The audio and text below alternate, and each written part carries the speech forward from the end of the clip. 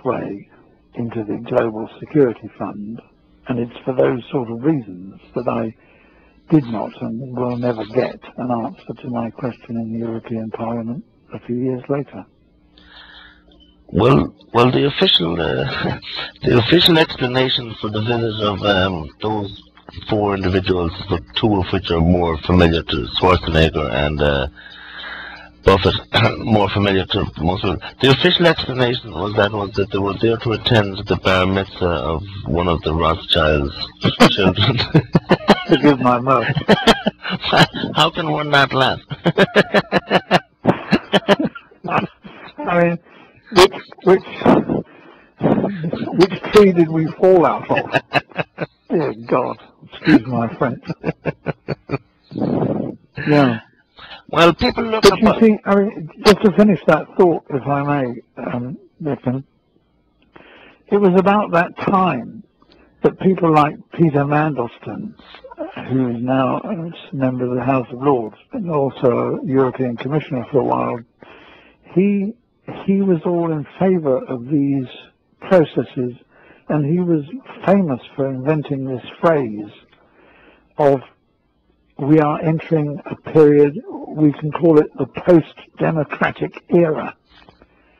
They really do think, these politicians and these socialists in particular, they really do think that they have a right somehow to take control of the world and make it better.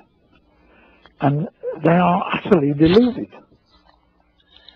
But that's the danger. That's the risk we now face. These men have had power in their, not just as individuals, but collectively. They have been in power now for, what, 30 odd years and more. And we are seeing the devastating effects of their activities. Well, what do you think is their ultimate, a lot of people say about the New World Order coming in, and the question is, well, there's two or three questions, but some people say, who exactly are those people? But what do you think is their ultimate motive in bringing in this New World Order system, if they're successful in bringing it in, of course? I think you have to ask them. Yes, I think so. Not only do I not know, but I cannot imagine a legitimate answer to that question that makes any sense whatever. And I come from a standpoint which is precisely opposite to all of that.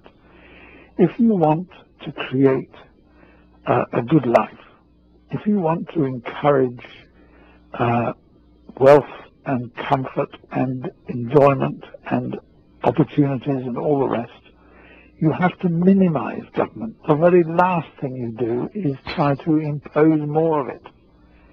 And we've gone so far in that direction that it is a nightmare. We need to cut taxes, we need to cut bureaucracy, we need to cut huge amounts of government interference in our daily lives. Government should be minimalist, in my view. It should be about doing the things that groups of people cannot do for themselves, and nothing else.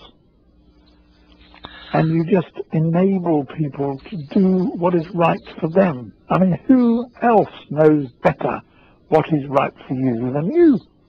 Who else? There is nobody else. Before we leave it off, can you just say a few words then about Christopher's story? Because that man is most likely unknown to most people. He's not as well known as some of the more notable people. Well, Christopher was a very good friend of mine. He was an Oxford graduate. He was, for many years, the editor of a rather sophisticated, well, no, not sophisticated, that's the wrong word, a rather technical, academic magazine called the International Currency Review. And essentially what Christopher did was to provide a service within the economic and financial global community, simply a news service of information about matters that were relevant to finance and the international processes of finance and the economic growth and all the rest.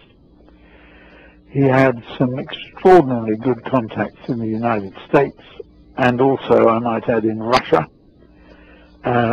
He also had a series of supplementary magazines that he produced on an occasional basis. He had a review about communist finance. He had another one on Afro-Asian economics and so on. But it was aimed at people who were in the business. It wasn't something you bought on a bookstall. I got to know him when he discovered that I was researching fraud and corruption in the EU, and we became close friends, I have to say. It was just one of those, sometimes you meet people and it clicks, and it did for us. And I hugely enjoyed his company, and I've fed him vast amounts of information about the endemic corruption in the European Union. I mean, I was the one who found out, for example, that the EU has some 400 offshore bank accounts, and he was the first one to publish all that. Now, his particular interest was in corruption in the United States, and he did a great deal of work on the manipulation of public funds by the Bush administration in particular. Now, this is where I get outside my comfort zone. I don't know the detail. I wasn't directly involved. He did send me a lot of his printed material, but to be honest, I didn't read an awful lot of it because I simply didn't have the time. I was deeply involved in my own fights in Brussels. He was a man very highly regarded by a lot of people on both sides of the Atlantic. He was a man of absolute integrity. He made nothing at all from what he did, made in a sense of commercial benefit. I think it actually cost him a great deal. He was quite a wealthy man to start with, and he made this his lifelong mission to spread information where he felt it would be helpful to the people of the financial communities who could benefit from knowing the truth of what was going on inside government. And unfortunately, in August, I think it was last year, he died of liver failure after a short illness. There was a lot of speculation, most of it inaccurate, about whether he was poisoned. I mean, the usual conspiracy theorists leapt in and tried to make something of it. I have been in touch with his family, and I am personally satisfied that his death was a death for proper reasons, if you like, and that the conspiracy theorists are wrong. But sadly, with him has gone a huge amount of material, and nobody has taken up the role that he played, and nobody is now publishing on a regular basis, or any basis at all, the International Currency Review, and that is a great loss. Well, it is a great loss of a great truth seeker, sure enough, and the Lord have mercy on his soul. Okay, well, we're coming towards the end of the show time allotted here, Ashley. Is there anything else you'd like to say before we sign off? I would like just to say something about Ireland on the European constitutional issue. Yes. And pay tribute to a man who I'm sure some people will know, Anthony Coughlin, who ran and may still be involved in what he called the National Platform for EU Research and Information in Dublin. He wrote some of the best analyses I ever read of the European Union Constitution, and I know he played a very big role in making the Irish people aware of what was being done in their name, first by the EU Constitution and then later by its successor, the Lisbon Treaty. And as I think everybody now understands, the Lisbon Treaty was the EU constitution in all but name. And the essential point about the EU constitution, or the Lisbon Treaty as it now is, was that it turns the masters of the European Union, i.e. the member states, into its servants. It turned the relationship between the centre and the constituent parts on its head.